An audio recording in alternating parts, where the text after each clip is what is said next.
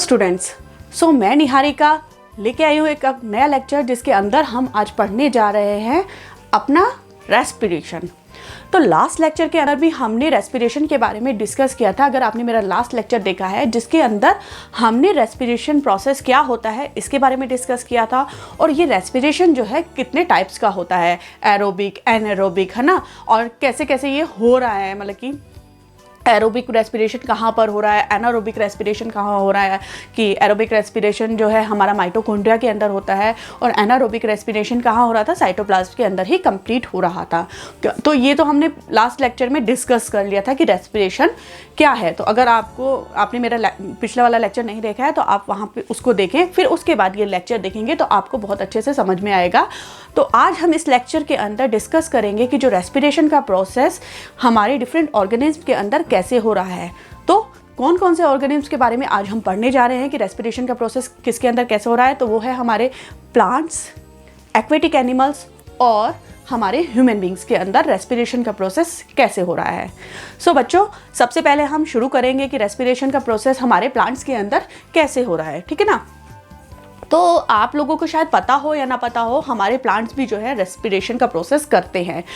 अब तक हम ये तो जानते ही थे कि प्लांट जो है फोटोसिंथेसिस कर रहे हैं और जिसके द्वारा वो फूड बना रहे हैं, पर फूड बनाने के बाद उस फूड से अपने लिए एनर्जी उनको भी चाहिए, अपनी ग्रोथ के लिए, अपने फंक्शंस के लिए।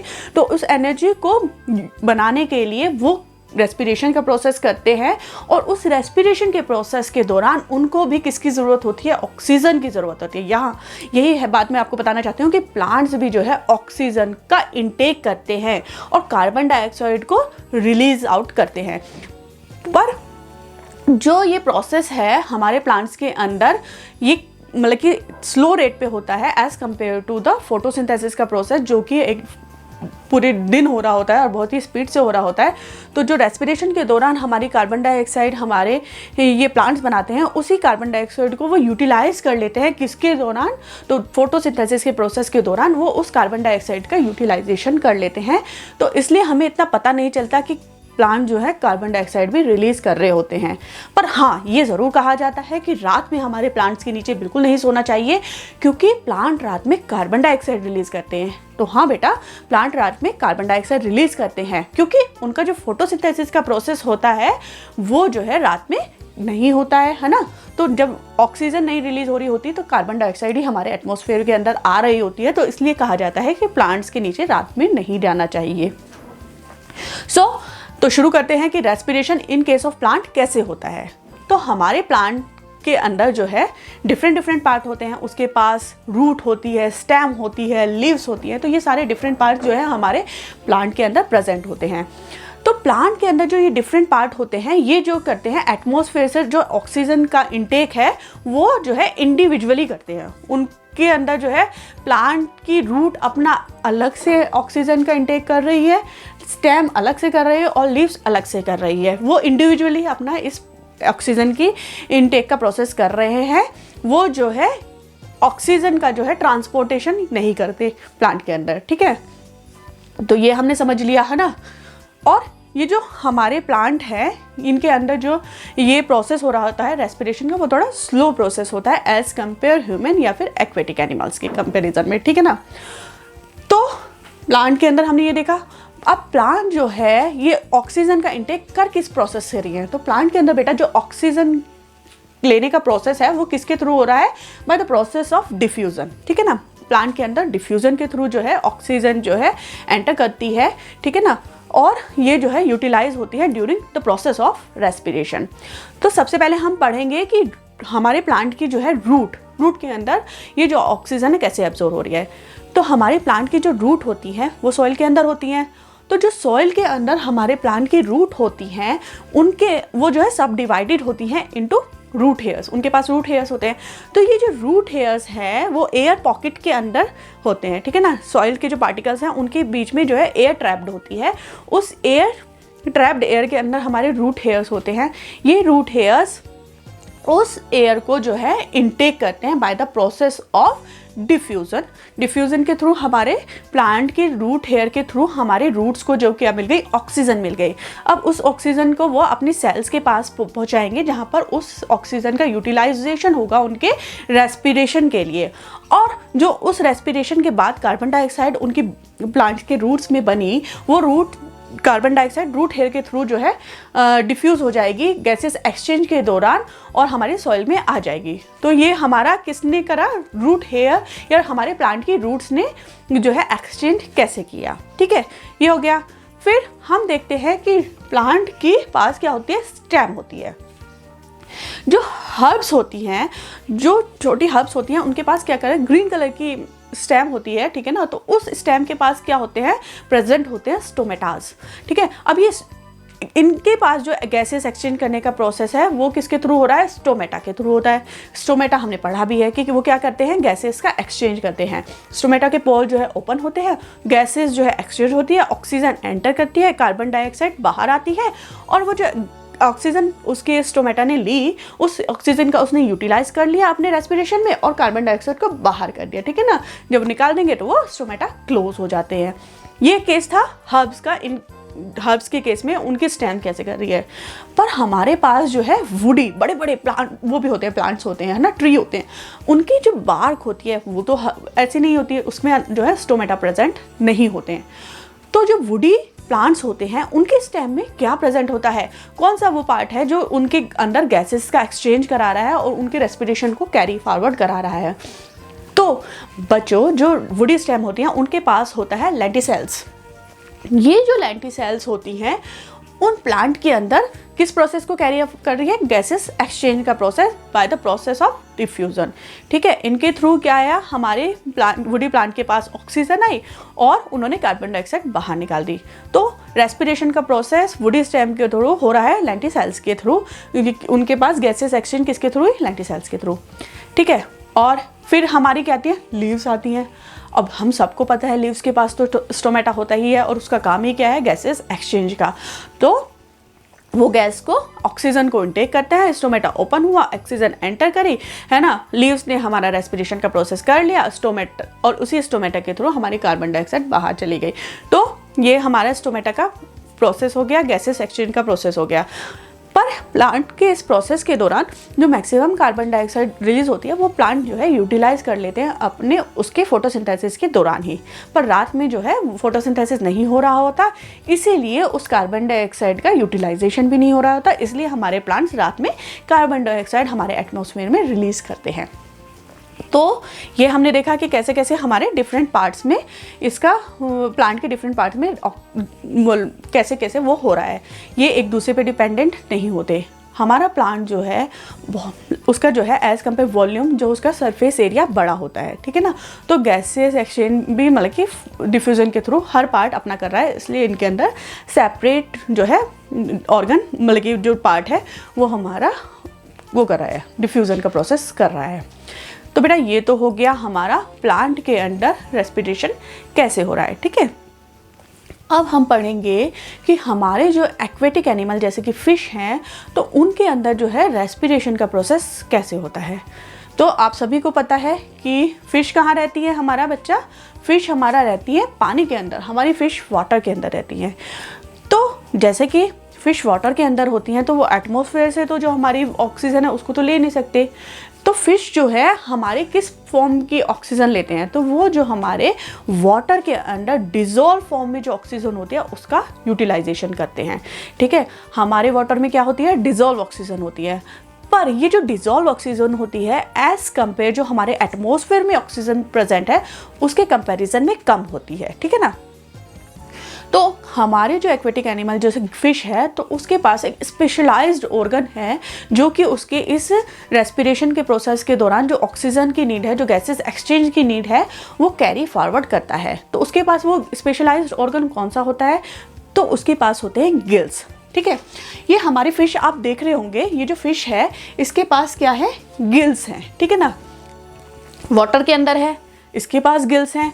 ठीक है, अब ये गिल्स कहाँ है, आप देखो तो ये गिल्स जो है हमारी फिश की जो आइज़ है उसके पीछे हैं, ठीक है ना, आइज़ के पीछे हैं और वो जो है गिल स्लिट से जो है कवर है और उस गिल स्लिट को कवर कर रहा है ओपर्कुलम ने, ठीक है ना। ये 3 चीज़ हमने देख ली, ठीक है ना। अब क्या हुआ कि जब वाटर के अंदर जो हमारी डिज़ोल्व ऑक्सीजन है फिश ऐसे ही नहीं ले सकती, तो सबसे पहले फिश जो है अपने माउथ के थ्रू जो है हमारा वाटर को इनटेक करती है, फिर वो वाटर जो है हमारे गिल स्लिट से पास होता है। जब वो हमारा गिल स्लिट से पास होता है तो हमारे गिल्स का क्या काम होता है, वो उसमें से जो वाटर के अंदर डिज़ोल्व ऑक्सीजन है उसको ले लेती है और जो उसकी बॉडी के ब्लड के थ्रू उसके पास कार्बन डाइऑक्साइड आए उसको बाहर निकाल देती है, ठीक है ना। अब जब ये ऑक्सीजन हमारी फिश के पास पहुंच गई, अब ये फिश के पास जो ऑक्सीजन आई ये ब्लड के थ्रू उसके डिफरेंट ऑर्गन के पास पहुंच जाएगी, ठीक है ना, और वो जो है अपने रेस्पिरेशन के प्रोसेस को कैरी फॉरवर्ड करेगी, अपने लिए एनर्जी बनाएगी by the process of respiration और ऑक्सीडाइजिंग देयर फूड, ठीक है। उनको एनर्जी मिल जाएगी और वो उस एनर्जी का यूटिलाइजेशन कर लेंगे। पर आपने देखा होगा कि अब कभी आपने गौर से फिश को एक्वेरियम में देखा होगा तो वो क्या करती है, बहुत फास्ट अपना मुंह ओपन करती हैं, माउथ ओपन करती हैं और उनका जो प्रोसेस है रेस्पिरेशन का वो फास्ट होता है, बहुत जल्दी करती हैं। कभी आप गौर से देखना उसको, तो वो इतनी जल्दी इतना माउथ उनका जो रेस्पिरेशन का जो वो है हमारे कंपैरिजन में फास्ट होता है। क्यों हो रहा है ये मैंने आपको पहले ही बताया कि हमारे वाटर के अंदर जो है ऑक्सीजन डिजोल्व फॉर्म में होती है जो एटमॉस्फेयर के कंपैरिजन में कम होती है, तो उनको जल्दी इसलिए करना पड़ता है, ब्रीथ करना पड़ता है और जिससे ज़्यादा से ज़्यादा वो वाटर को इनहेल करें और उसमें से ऑक्सीजन को निकाल सके और अपनी जो नेसेसिटी है अपनी लाइफ के लिए जो उनकी ऑक्सीजन की ज़रूरत है उसको ले सके, ठीक है ना। तो ये प्रोसेस हमारे फिश जो है अपने रेस्पिरेशन के लिए करती हैं। तो अब ये एक्वेरियम मतलब कि फिशेस का भी हमारा हो गया कि एक्वेटिक एनिमल कैसे कर रहे हैं।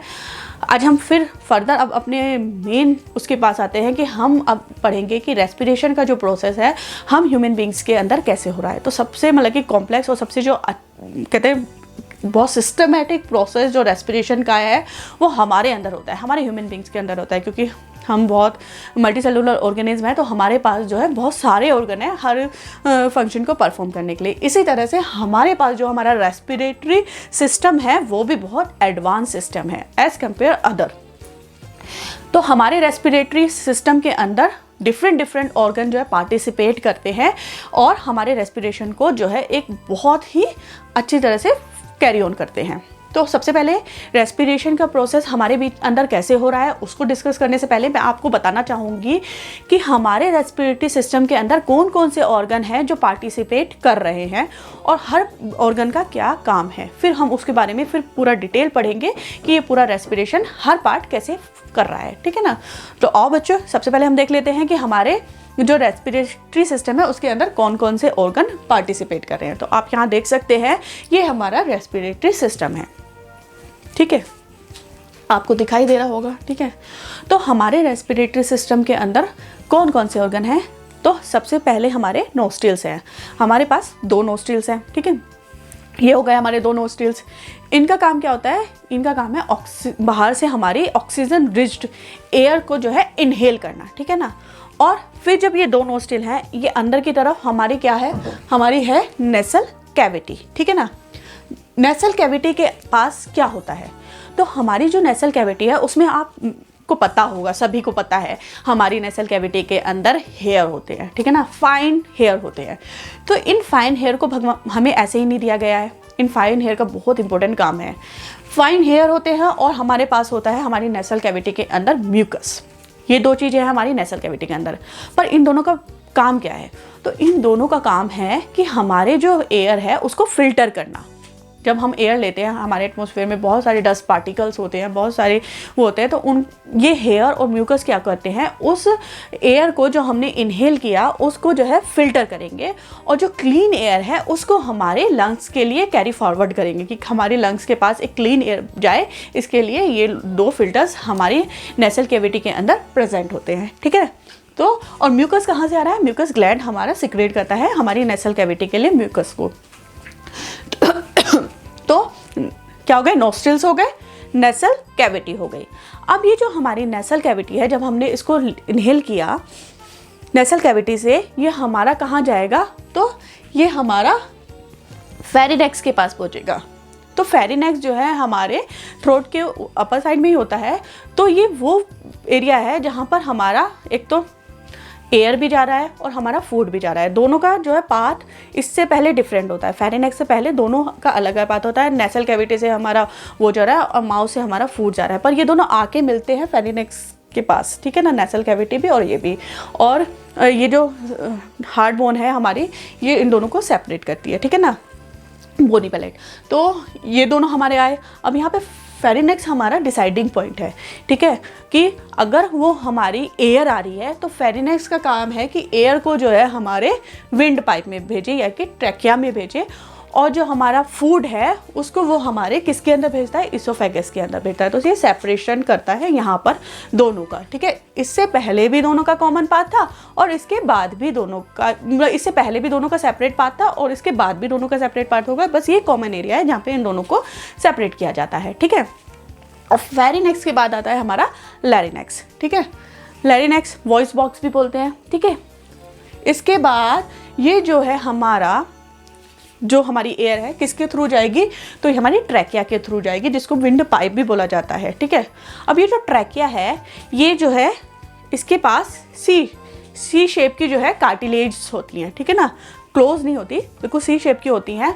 और ये रिंग ऑफ कार्टिलेज होती हैं जो कि हमारे ट्रैकिया को जो है, हमारे ट्रैकिया को ऐसे करके कवर करके रखती है। ट्रैकिया क्या है, हमारा मस्कुलर है, ठीक है ना।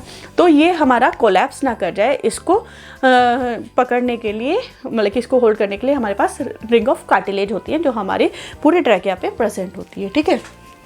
अब ये जो हमारा ट्रैकिया है ये कहाँ ओपन हो रहा है, तो हमारे पास 2 लंग्स होते हैं, हमारी बॉडी के पास 2 लंग्स होते हैं, ठीक है ना। लंग्स ही वो एरिया है जहाँ पर हमारा बॉडी के अंदर जो है गैसेस का एक्सचेंज होगा, ठीक है। तो ये लंग्स हमारे 2 हो गए। लंग्स कहाँ प्रेजेंट है, हमारे चेस्ट कैविटी के अंदर। चेस्ट कैविटी होती है, उसके अंदर, उसको थोरेसिस कैविटी भी बोला जाता है। तो इस थोरेसिस कैविटी के अंदर हमारे क्या है, लंग्स प्रेजेंट है। कितने नंबर के हैं, 2 नंबर हैं लंग्स, ठीक है, थोरेसिस कैविटी के अंदर है। अब ये थोरेसिस कैविटी के अंदर है और ये लंग्स जो हैं बहुत डेलिकेट होते हैं, सॉफ्ट होते हैं। तो इनको प्रोटेक्ट करने के लिए हमारे पास क्या है, रिब केज है, ठीक है ना। रिब केज उन लंग्स को प्रोटेक्ट करती है, ठीक है। तो ट्रैकिया आया, ट्रैकिया जो है हमारा लंग्स के अंदर चला गया, 2 लंग्स के अंदर, और ये लंग जो है थोरेसिस कैविटी के अंदर थे। चेस्ट के से जो है हमारे उसे रिब केज से जो है हमारे प्रोटेक्टेड थे। अब ये जो हमारे ट्रैकिया किस में डिवाइडेड होता है, तो ये जो हमारा ट्रैकिया है ये क्या हो रहा है, तो ये ट्रैकिया हमारे लंग्स के अंदर एंटर कर रहा है। तो ये जो लंग्स के अंदर एंटर कर रहा है ये किसके थ्रू कर रहा है, ब्रोंकाई के थ्रू कर रहा है। ये जो ब्रोंकाई है इसको 2 होती हैं ये, ठीक है। तो ब्रोंकाई को सिंगुलर फॉर्म में बोलते हैं ब्रोंकस, ठीक है। ये जो ब्रोंकस है ये हमारा जो है हमारे लंग्स के अंदर एंटर कर गया, ठीक है। अब ये जो ब्रोंकस है वो सब डिवाइडेड होगा, कहते हैं स्मॉल ट्यूब्स की फॉर्म में होगा। आप देख सकते हैं ये स्मॉल ट्यूब्स हैं। तो ये जो हमारा ब्रोंकस है ये सब डिवाइड होगा किस में, ब्रोंक्योलस में, ठीक है। एक को बोला जाता है ब्रोंक्योल, है ना। तो इसमें ये डिवाइडेड हो गया। अब ये जो हमारे ब्रोंक्योलस हैं इनके जो है क्या होता है, इनके जो एंड पे होता है एक पाउच लाइक स्ट्रक्चर होता है जो एयर सैक की फॉर्म में होता है। इसको क्या बोलते हैं, एल्वियोलाई, ठीक है। एल्वियोलाई होते हैं, सिंगल को बोला जाता है एल्वियोलस, ये जो पाउच है, ठीक है। तो इनका काम क्या होता है, यही वो जगह है जहाँ पर जो है हमारे गैसेस की जो है एक्सचेंज होगी। कैसे एक्सचेंज होगी, तो ये जो एल्वियोलाई हैं इनके पीछे, इनके बैक ऐसे जो है नीचे यहाँ देख सकते हैं आप, ये क्या होती हैं, ब्लड की कैपिलरीज होती हैं, ठीक है ना। इन ब्लड कैपिलरीज का काम है कि हमारी एल्वियोलाई से ऑक्सीजन को ले ले, है ना, और जो कार्बन डाइऑक्साइड को हमारी एल्वियोलाई के अंदर दे के और उसको जो है by the process of exchange बाहर निकाल दे कार्बन डाइऑक्साइड को, ठीक है। ये हो गया, ठीक है, ये पूरा हमने देख लिया। अब ये जो एक चीज़ और है कि जो हमारे ये लंग्स हैं इनको, इनके नीचे जो है क्या होता है, डायफ्रैगम होता है। इस डायफ्रैगम का काम क्या है, ये एक मस्कुलर है, ठीक है, मस्कुलर वो है, सेपरेशन है। तो ये सेपरेट कर रहा है हमारे जो है उसको एब्डोमेन कैविटी को हमारी चेस्ट कैविटी से सेपरेट कर रहा है, ठीक है, और ये लंग को सपोर्ट भी करता है, ठीक है। तो इसका काम भी बहुत इंपॉर्टेंट है, अभी हम आगे देखेंगे, ठीक है। तो ये हमने सारे डिफरेंट इसके पार्ट समझ लिए कि हमारे रेस्पिरेटरी सिस्टम के डिफरेंट पार्ट क्या हैं। तो अब हम पढ़ते हैं कि ये रेस्पिरेशन का प्रोसेस कैसे हो रहा है। तो बच्चों ये देखो रेस्पिरेशन का प्रोसेस कैसे हुआ। हमने ब्रीथ इन किया, हमने ऑक्सीजन रिच एयर का ब्रीथ इन किया, ठीक है ना। जब हमने ऑक्सीजन रिच एयर ब्रीथ इन की तो हमारे वो नेसल पैसेज से गई।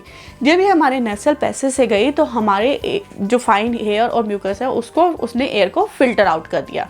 जब ये फिल्टर एयर जब क्लीन हो गई तो ये हमारी कहाँ पे जाएगी, फेरिनेक्स के अंदर जाएगी। फेरिनेक्स के पास ये पहुंची तो फेरिनेक्स ने इसको देखा कि अरे ये तो एयर आई है ना। तो उसने क्या करा, तुरंत जो है इस एयर को किसके पास पहुंचा दिया, इसने इसको पहुंचा दिया हमारे ट्रैकिया के पास, जबकि विंड पाइप है उसमें पहुंचा दिया। अब विंड पाइप में जैसे ही ये एयर आई तो इसके पास तो वो थी, मतलब कि कार्टिलेज है ना, तो ये इसको जो है कोलैप्स नहीं होने देती, इनका काम यही होता है, ठीक है ना। क्योंकि अगर कोलैप्स हो जाएंगे तो हम मर जाएंगे, क्योंकि हमारी कोलैप्स हो गई, एयर नहीं पहुंच पाएगी। तो जब ये हमारे ट्रैकिया के पास आई तो ट्रैकिया ने इसको लेके गई, किसके पास लेके गई, तो ये हमारे ब्रोंकस जो होते हैं हमारे, उनके पास लेके गई, ब्रोंकाई के पास लेके गई, ब्रोंकाई से हमारे ब्रोंकस में पहुंच गई, ठीक है ना। अब ये जब हमारे ब्रोंकस के पास पहुंच गई तो इसने इसको हमारे ब्रोंक्यूलस में पहुंचा दिया, ठीक है ना। अब जब इनके पास हमारी पहुंची तो इसके थ्रू हमारी ऑक्सीजन रिच एयर एल्वेलाई के पास पहुंची। अब ये एल्वेलाई के पास जैसे ही आई, ठीक है ना, तो उसने क्या किया, एक्सचेंज शुरू कर दिया, ठीक है। आपने ये भी देखा होगा कि जब हम ब्रीथ इन करते हैं तो हमारे जो है लंग्स जो है एक्सपेंड करते हैं। हमारे जब लंग्स एक्सपेंड करते हैं तो हमारी एल्वेलाई जो है एयर को अपने अंदर ले लेती है, एब्जॉर्ब कर लेती है, तो उनके जो है वॉल्यूम बढ़ जाती है, ठीक है ना।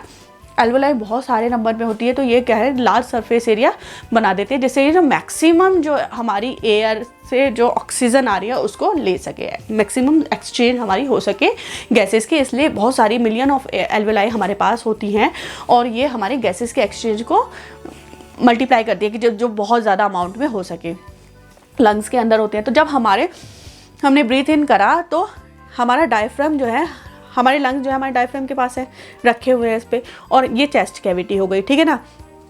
जब हम ब्रीथ इन करते हैं तो हमारा जो है लंग्स एक्सपेंड करे तो हमारा जो डायफ्राम जो रिलैक्स पोजीशन में था वो कॉन्ट्रैक्ट कर जाएगा, वो ऐसे हो जाता है, और जो हमारी चेस्ट कैविटी थी तो वो जो है आगे हो जाती है, रिब्स के हमने देखा होगा वो ऐसे हो जाता है ऊपर और ऐसे, ठीक है। तो हमारे लंग्स एक्सपेंड करे, उन्होंने एयर को लिया, ठीक है, और जैसे ही एयर अंदर आ गई, जब उन्होंने उसको रिलीज़ करा, हमने एक्सेल किया तो हमारे जो है लंग्स वो हो गए कॉन्ट्रैक्ट करे। जब हमारे लंग्स कॉन्ट्रैक्ट करते हैं तो हमारा डायफ्राम जो ऐसे था वो रिलैक्स कर जाएगा और हमारा जो चेस्ट कैविटी है वो भी पीछे की साइड आ जाएगी। तो ये आपने महसूस करा। जब हमारी लंग्स ने एयर हमारे एल्वेलाई के पास पहुंचाई तो एल्वेलाई ने क्या किया, एल्वेलाई ने उस एयर को जो है एक्सचेंज किया। किससे एक्सचेंज किया, तो उसने उसके पीछे जो ब्लड की कैपिलरीज हैं उनमें प्रेजेंट जो कार्बन डाइऑक्साइड है उस गैस के थ्रू उन्होंने एक्सचेंज करा। उन्होंने तुरंत जो है ऑक्सीजन जो है उसको दी, किसको, ब्लड कैपिलरीज को दी, ठीक है। पर आपको पता होगा कि अगर हम ब्लड को ह्यूमन बॉडी के अंदर by the process of diffusion पहुंचाने लगे तो भैया कई मतलब कि साल लग जाएंगे हमारे पहुंचने में। तो उसको फास्टली डिफ्यूज़न के बेसिस पे तो हम उसे छोड़ नहीं सकते कि हमारे हर ऑर्गन तक ये पहुंचा देगा by the process of diffusion, इतना इजी नहीं होता। तो इसके लिए हमारे पास एक पिगमेंट है, रेस्पिरेटरी पिगमेंट है हमारे ब्लड के अंदर, जिसका नाम है हीमोग्लोबिन।